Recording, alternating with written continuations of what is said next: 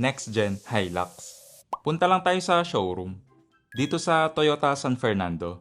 2026 Toyota Hilux Conquest 4x4. Yung price, 2,631,000 pesos. Para sa akin, maganda yung design ng front fascia. Modern and aggressive yung appearance. Full LED yung headlight with DRL. Gusto ko tong bagong design ng headlight. Mas sharp tignan compared sa previous generation. LED rin yung fog light. May plastic fake air vent for aesthetics. Mas okay siguro kung ginawang functional air vent. May front camera. Mas gusto ko din tong Toyota lettering compared dun sa traditional badge. Plain matte black yung fender flares na mas okay naman kasi mas uniform siyang tignan compared dun sa may gloss part. Iba na yung upper shock mount. 4 na yung mounting bolts compared sa dati na 3 lang. Naka-aftermarket wheelset yung display nila dito. Pero yung tire size, same lang sa stock. Kung binabalak nyo ring mag-upgrade, ganito yung fitment ng zero offset. Pantay lang yung tire sa fender. Napansin ko lang din na parang hindi na siya nakasubsob or mababa yung harap. Hindi ko lang sure kung dahil ba sa mataas yung design ng hood, kaya hindi siya mukhang subsob. Tinry ko lang sukatan, pero wala kasi akong measurement ng previous generation. Yung side mirror, carry over lang din. May camera for 360 view. Equipped ng blind spot monitor.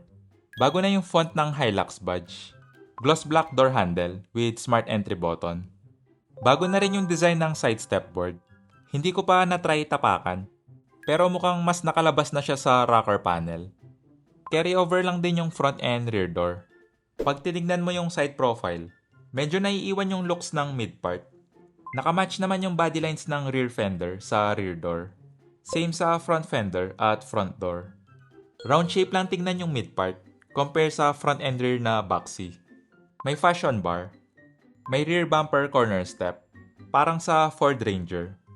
Gusto ko tong bagong design ng rear end or tailgate. Modern and muscular yung dating. Naka-tailgate spoiler para sporty look. LED yung taillight. Pero yung turn signal light parang bulb type pa rin. Mas okay ngayon yung tailgate handle assembly compare sa dati na parang garnish. May reverse camera, parking sensor. Maganda yung design ng rear bumper, all matte black. Para na ring steel bumper yung styling. Pagdating sa suspension, mas okay siguro kung matest drive muna to. Upgraded na yung suspension, kaya siguradong may improvement sa ride quality.